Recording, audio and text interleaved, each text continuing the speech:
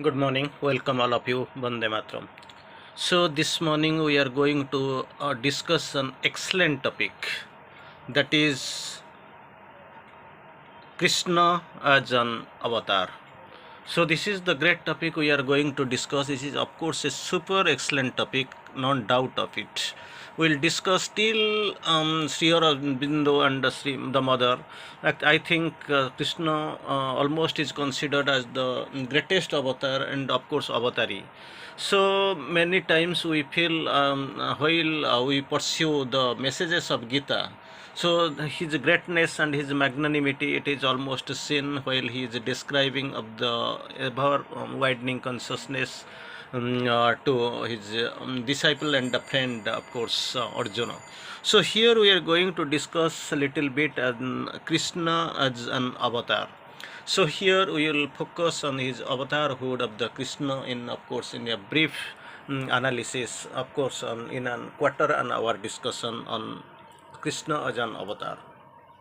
So we know already we have discussed, and of course we know almost everybody this is known. Akarsayati iti Krishna, who attracts his Krishna. His preliminary idea is to akarsana, that is the attraction, he who attracts. Akarsayati iti Krishna. So in the brilliant term we have seen while discussing the Gita, of course, in the Mahabharata war in Kurukshetra, there actually the Lord Krishna actually described his magnanimity, the world then in all the qualities, everything, and the types of yoga, everything was described in details to his greatest friend, disciple, and the friend, of course, his relative Arjuna. So actually here we will see that couple of lines we can recite from, of course, from the Srimad Bhagavad Gita. We know. So Abhyuthanam adharmasya tajatmanam sajamyaham paritrāṇaya sadhunam vinasāya ca duskrutam dharma sansthapanarthāya sambhavami yuge yuge. So these are the terms, very brilliant terms, of course, very brilliant assurance. Of course, it identifies and it gives emphasis on the Krishna's avatarhood. Initially, he was not Krishna, of course, later he came to be known as Vasudeva Krishna, like this.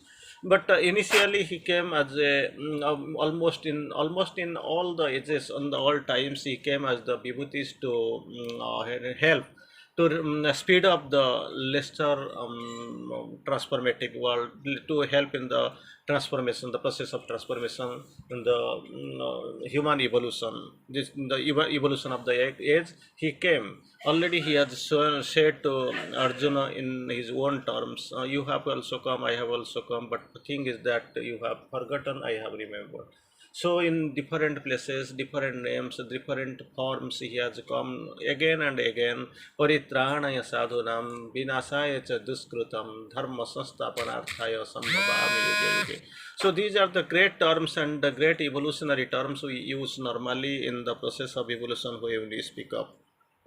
Here we'll discuss little bit, focusing the avatarhood and why he has taken his avatar, what is the speciality Krishna as an avatar. That's what we are going to concentrate upon.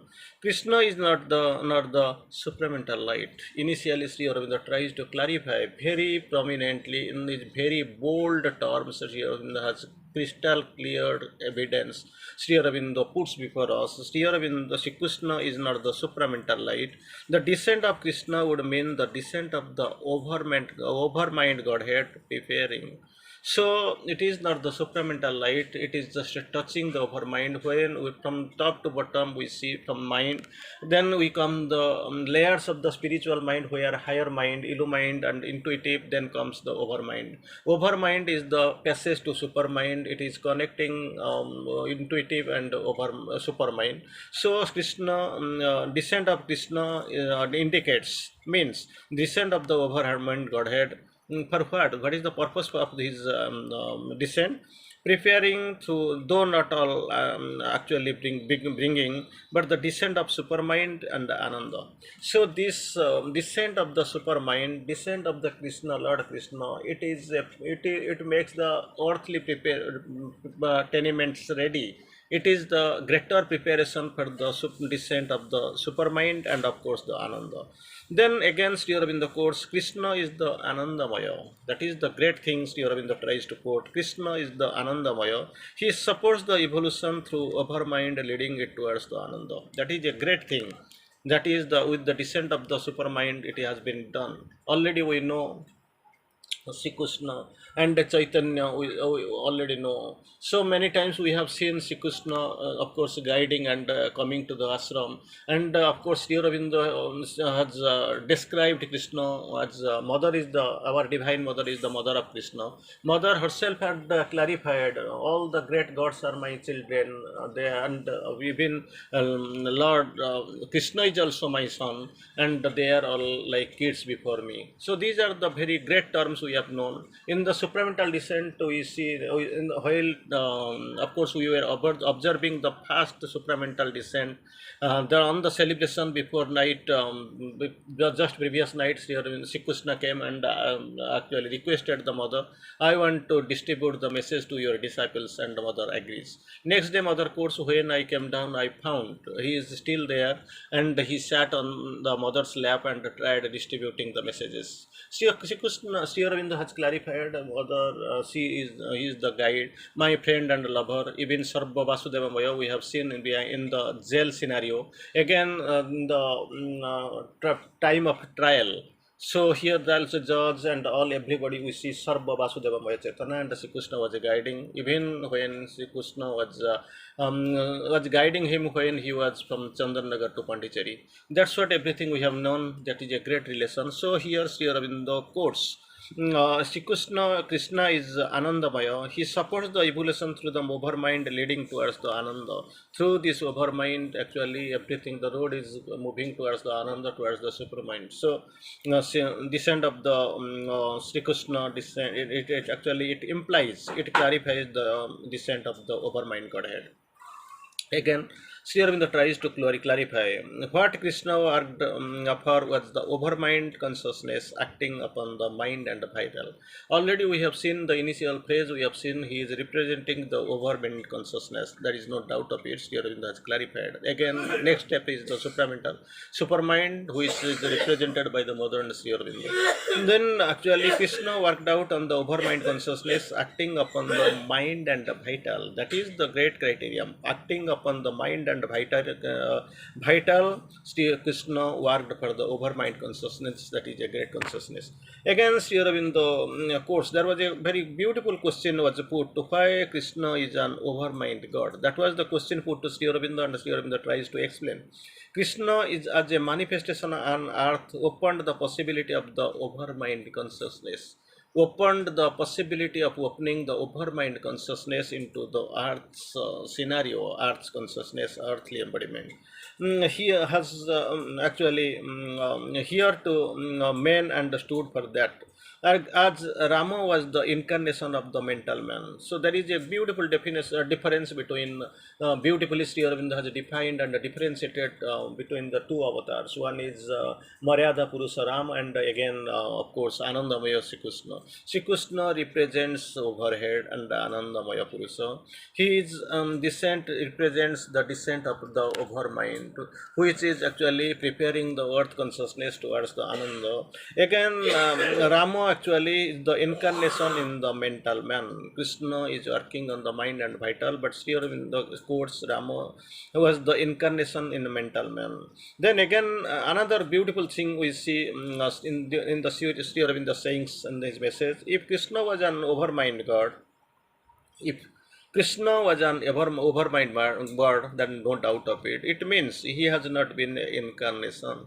So that is a loophole. That is the point to be noted and touched. If Krishna is not was not an overmind God, then it would mean he was not an incarnation, not even the divine, but somebody else who claimed to be the divine, somebody else who claimed to be divine, because in many, according to many critics, many theories and all, we find that Krishna is not the same person whom we keep adoring. So this Gita's Krishna, and of course we find in different places many types of number of Krishnas we find. Here in the course, if he is not the overmind God, then he is not an incarnation, not even the divine. Then somebody else who is of course claimed to be with the divine. He is a God who to somehow to thought he was God. That is actually like our human people who are who claim to be God, who claim themselves as the of course supramental godheads and all self-declared gods. So it is from this message it is clear that Sri Krishna was the representing the descent of the overmind, preparing for the descent of supermind. And through this descent, it is the road is prepared to the towards the Ananda, and this is the great incarnation. And of course, it is representing the overmind consciousness again. Very beautiful. Actually, he came down. He got the incarnation. Thing is that how many of him actually we are able to know and recognize that he was the avatar or avatari, and he has taken descended here into this world of obscurity and falsehood. That is the point of discussion to be right now, as differentiated as Sri Aurobindo of course quoted. Few recognized him, Krishna, as an avatar. Few, counted few. And certainly it was not at all a general recognition. Everybody could not be able to recognize. Of course, they knew this Vasudeva Krishna. It was known by Bhishma, of course. And again, we know Vidura, but Vidura was that much strong. He could be able to know. Of course, we know Arjuna, his mate, actually his friend, his relative, cousin. So he was also aware. Anyway, among the few, those nearest to him, those people who were nearest to him don't seem to have counted. They could not be able to count Sri Krishna as the avatar. It was less prominent people like Vidura, etc., who knew, who recognized, who had the brief idea and of course clarified idea that Krishna is really avatar and he is the overmind God. And of course, maybe not be consciousness he might not have considered, but he knew this is the great Krishna. Then against Europe in the courts with Krishna, we are all appearance men like other men, men who were in contact. Mostly they were invisibly or dimly. They felt as if Krishna is so far this appearance is concerned. In its appearance as a men like other men, they spoke and acted with each other as men and men. As we meet and unite and talk and speak and act with other men, so like this, they could not be able to know the greatness and his avatarhood. Maybe so, like ordinary men, they dealt and they of course counted him like this, but were not caught by his those around him. People still they were around him, but they could not be able to know them as the gods. Krishna himself was known by most as a man. By the most who were almost attached to him, they considered him to be a man. Of course, we have seen the great word and Jarasandha and so many ways we have seen they could not able to know Krishna as a deity god. Only a few worshipped him as the divine. That was the criteria. And the mothers, as per, if we analyze this, quote this mother's sentence, that man has the tendency of what actually worshipping the past and by defying the present. So they don't be able to know who really these great gods are and how these avatars they are coming, what is their mission, what is their purpose. They just simply eliminate. And after long after they are dead and gone, after this era is over, they come and conclude this was something was there, but in between their life period, they are not able to know and identify. Anyway, so then again the question comes: Sambhavami yuge yuge paritranaya sadhunam vinasaya cha duskrutam dharma sansthapanarthaya sambhavami yuge yuge. Yuge, we know Satya Yuga, Kali Yuga, Treta, Dapar, and Kalki. Of course, now we are in the midst of this supramental age. So Yuga, it is actually in English it is known age to age. So not refer technically to the yoga proper according to the Puranic computation, but actually it is in English as per English age to age. But Bahuni, many. So Bahuni has the air of referring to the very numerous lives, especially when coupled with the Tabaka. So, anyways, you are in the course here. In many parts, already Sri Krishna has quoted many. Sri Krishna has come as merely Vibhuti. Birds carrying the thread from incarnation to incarnation, they are just used as the thread. So they are maybe vibhutis, they are having some lesser contribution, and but there is a big thing that they are working as the threads from incarnation to incarnation, rising the human consciousness. So they are actually acting as the vibhutis. About the Arjunas accompanying him, we have seen you have also come, I have gone, also gone. You have accompanied me age after age, but age after age, Bahuni, Yuge Yuge. But thing is that you have forgotten, I have remembered. That's what's here in the course here. About the Arjunas accompanying him in each and every birth, nothing is said, but it would not be likely. Many, of course. Bahuni, many, Yuge. So Bahuni means many, and Yuge Yuge or English we can see age to age. That is the great things Sri Aurobindo has quoted. Thank you. Vande Mataram.